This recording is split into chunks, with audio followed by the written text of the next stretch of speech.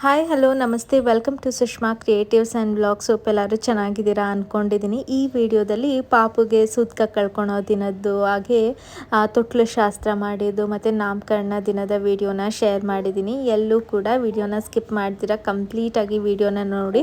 ಆ video start ಮಾಡೋದಕ್ಕೂ ಮುಂಚೆ ಇನ್ನೇನು ಈಗ ರೈನಿ ಸೀಸನ್ ಹಾಗೆ ವಿಂಟರ್ ಸೀಸನ್ ಸ್ಟಾರ್ಟ್ ಆಗುತ್ತೆ ಅಲ್ವಾ, ಸೊ ಸ್ವಲ್ಪ ಮಾಯ್ಶ್ಚರೈಸರ್ಸ್ನ ಶೇರ್ ಮಾಡ್ತಾ ಇದ್ದೀನಿ.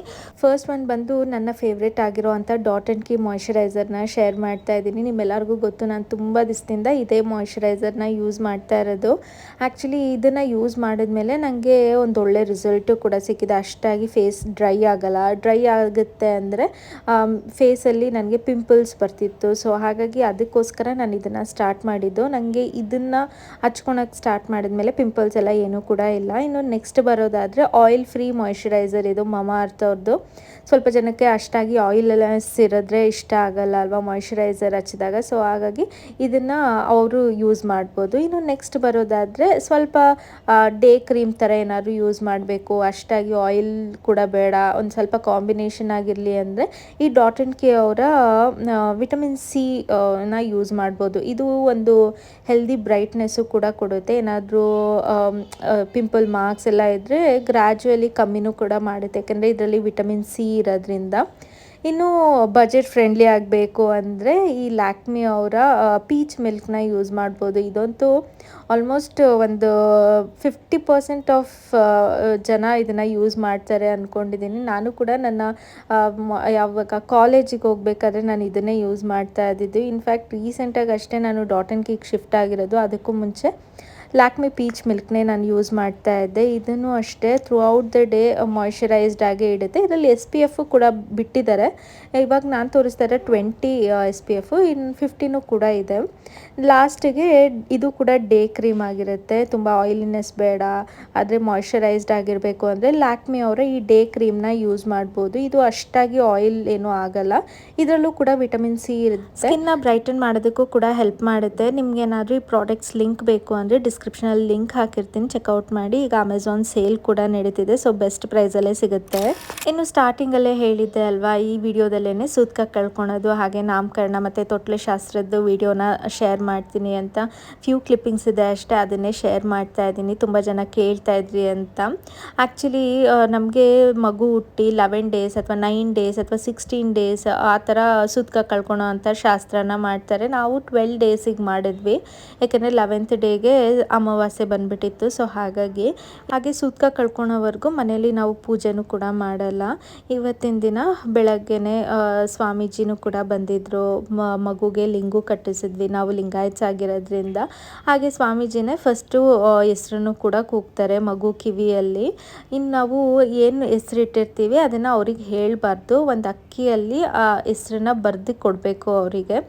ಮೆಣಸಲ್ಲಿ ಬರೆದು ಕೊಡಬೇಕು, ಮೆಣಸು ಅಥವಾ ಏಲಕ್ಕಿನೋ ಏನೋ ಹೇಳಿದ್ರು, ನಾವು ಮೆಣಸಲ್ಲಿ ಬರೆದು ಕೊಟ್ಟಿದ್ವಿ.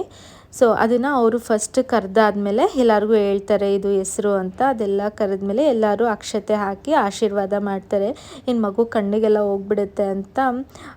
ಇದು ಬಂದು ಸೋದರತ್ತೆ ಮಾಡೋ ಅಂಥ ಶಾಸ್ತ್ರ. ಸೊ ಶರಣ್ ಅವ್ರ ಅಕ್ಕ ಪಾಪುನ ಎತ್ಕೊಂಡು ಈ ಥರ ಹೆಸರು ಇಡೋವಂಥ ಶಾಸ್ತ್ರ ಮಾಡ್ತಾರೆ.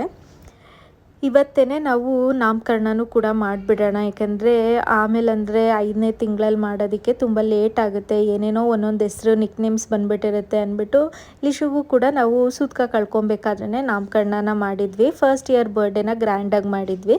ಸೊ ಈ ಮಗುಗೂ ಕೂಡ ಅದನ್ನೇ ಮಾಡೋಣ ಅಂದ್ಬಿಟ್ಟು ಇವತ್ತೇ ನಾಮಕರಣನೂ ಕೂಡ ಇಟ್ಕೊಂಡಿದ್ದೀವಿ. ತುಂಬ ಕ್ಲೋಸ್ ರಿಲೇಟಿವ್ನ ಕರೆದಿದ್ವಿ ಅಷ್ಟೇ, ಜಾಸ್ತಿ ಜನನೇನು ಕರೆಯೋಕ್ಕೆ ಹೋಗಿರಲಿಲ್ಲ.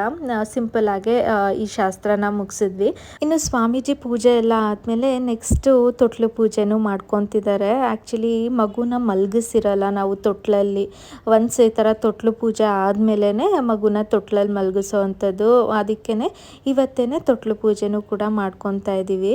ಒಂದು 5 ಜನ ಮುತ್ತೈದರಿಗೂ ತೊಟ್ಲಿಗೆ ಕುಂಕುಮ ಅರಿಶಿನ ಎಲ್ಲ ಇಟ್ಟು ಪೂಜೆ ಮಾಡಿ ಆನಂತರ ಮಗುನ ಮಲಗಿಸೋದಕ್ಕೂ ಮುಂಚೆ ಫಸ್ಟು ಗುಂಡ್ಕಲ್ಲು ಹಾಕಿ ಆನಂತರ ಮಗುನ ತೊಟ್ಲಲ್ಲಿ ಮಲಗಿಸೋ ಅಂಥದ್ದು. ಅಲ್ಲಿವರೆಗೂ ಪಾಪುನ ಜೋಲಿಯಲ್ಲೇ ಆಗಿರಲಿ ಅಥವಾ ತೊಟ್ಲಲ್ಲೇ ಆಗಿರಲಿ ಮಲಗಿಸಲ್ಲ. ಈ ಪೂಜೆ ಆದಮೇಲೆ ನಾವು ತೊಟ್ಲಲ್ಲೂ ಕೂಡ ಹಾಕೋದು. ಸೊ ನಿಮಗೂ ಕೂಡ ಗೊತ್ತಿರುತ್ತೆ ಅನಿಸುತ್ತೆ, ತುಂಬ ಜನ ಇದೇ ರಿಚುವಲ್ನ ಫಾಲೋ ಮಾಡ್ತಾರೆ ಅಂದ್ಕೊಂಡಿದ್ದೀನಿ. ಇನ್ನು ಬೇಬಿನೂ ಕೂಡ ಯಾವುದೇ ಥರ ಕಿರಿಕಿರಿ ಇಲ್ಲದೆ ಆರಾಮಾಗಿದ್ಲು. ಸೊ ಎಲ್ಲ ಫಂಕ್ಷನ್ನು ಕೂಡ ತುಂಬಾ ಚೆನ್ನಾಗಾಯಿತು. ಸೊ ಈ ವಿಡಿಯೋ ಎಂಡಿಂಗಲ್ಲಿ ಏನು ಹೆಸರಿಟ್ಟಿದ್ದೀವಿ ಅನ್ನೋದನ್ನು ಕೂಡ ಶೇರ್ ಮಾಡಿದ್ದೀನಿ ಆಯಿತಾ. ವಿಡಿಯೋನ ಸ್ಕಿಪ್ ಮಾಡ್ದಿರ ಕಂಪ್ಲೀಟಾಗಿ ವಿಡಿಯೋನ ನೋಡಿ. ಇನ್ನು ಗುಂಡ್ಕಲ್ಲನ್ನ ಹಾಕಿದ್ಮೇಲೆ ತೊಟ್ಲಿಗೆ ಯಾವುದಾದ್ರೂ ಒಂದು ಮಗುನ ಹಾಕಬೇಕು. ಸೊ ಹಾಗಾಗಿ ನಮ್ಮ ಭೂವಿನ ಹಾಕಿ ತೊಟ್ಲಲ್ಲಿ ತೂಗ್ತಾ ಇದ್ದಾರೆ. ಅದಾದಮೇಲೆ ಪಾಪುನ ಮಲಗಿಸೋ ಅಂಥದ್ದು. ಇನ್ನು ಮಿನಿ ವ್ಲಾಗಲ್ಲಿ ವಿಡಿಯೋನ ಶೇರ್ ಮಾಡಿದಾಗ ಪಾಪುಗೆ ಮತ್ತು ಲಿಶುಗೆ ಒಂದೇ ಥರದ ಡ್ರೆಸ್ನ ಯಾವಾಗ ತಂದಿಟ್ಕೊಂಡಿದ್ರಿ ಅಂತ ಕೇಳ್ತಾ ಇದ್ರಿ. ಆ್ಯಕ್ಚುಲಿ ಲಿಶುಗೆ ಫಸ್ಟೇ ನಾನು ತಂದಿಟ್ಕೊಂಡಿದ್ದೆ. ನನ್ನ ಸೀಮಂತದ ಟೈಮಲ್ಲೇ ಒಂದು ಎಕ್ಸ್ಟ್ರಾ ಪೇರ್ ಇರಲಿ ಅಂದ್ಬಿಟ್ಟು ಈ ಡ್ರೆಸ್ನ ತಂದಿಟ್ಕೊಂಡಿದ್ದೆ. ಅವತ್ತೇನು ಯೂಸ್ ಮಾಡಿರಲಿಲ್ಲ. ಸರಿ ನಾಮಕರಣಕ್ಕೆ ಹಾಕ್ಕೊಳ್ಳಿ ಅಂತ ಸುಮ್ಮನೆ ಆಗಿದ್ದೆ. ಒಂದು ಪಾಪು ಹುಟ್ಟಿದ ಮೇಲೆ ಯಾವ ಮಗು ಅಂತ ಗೊತ್ತಾಯ್ತಲ್ವ, ಆಗ ನಾನು ಅದೇ ಥರನೇ ಬೇಕು ಅಂತ ಅದೇ ಶಾಪಲ್ಲಿ ಕೇಳಿ ಗರ್ಲ್ಸ್ ಕಲೆಕ್ಷನಲ್ಲಿ ನಾನು ತೊಗೊಂಡಿರೋ ಅಂಥದ್ದು ಹೇಳಿ ತರಿಸಿ ಇಬ್ರಿಗೂ ಒಂದೇ ಥರನೇ ಹಾಕಿದ್ದೀನಿ. ಸೊ ಫೈನಲಿ ನಮ್ಮ ಪಾಪುಗೆ ಹೆಸರಿಡೋ ಅಂಥ ಟೈಮ್ ಬಂತು. ಏನು ಹೆಸರಿಡ್ಬೋದು? ಸೊ ನಮ್ಮ ಪಾಪು ಹೆಸರು ಬಂದು ಜೋವಿಕಾ ಅಂತ. ಜೋವಿಕಾ ಅಂದರೆ ಬ್ರೈಟ್ನೆಸ್, ಹಾಗೆ ಗಿಫ್ಟ್ ಆಫ್ ಗಾಡ್ ಅಂತಲೂ ಕೂಡ ಬರುತ್ತೆ. ಇದು ಬಂದು ಸಾಂಸ್ಕ್ರಿಟ್ ವರ್ಡು. ಸೊ ಇದಾಗಿತ್ತು ಇವತ್ತಿನ video. Thank you for watching. Bye.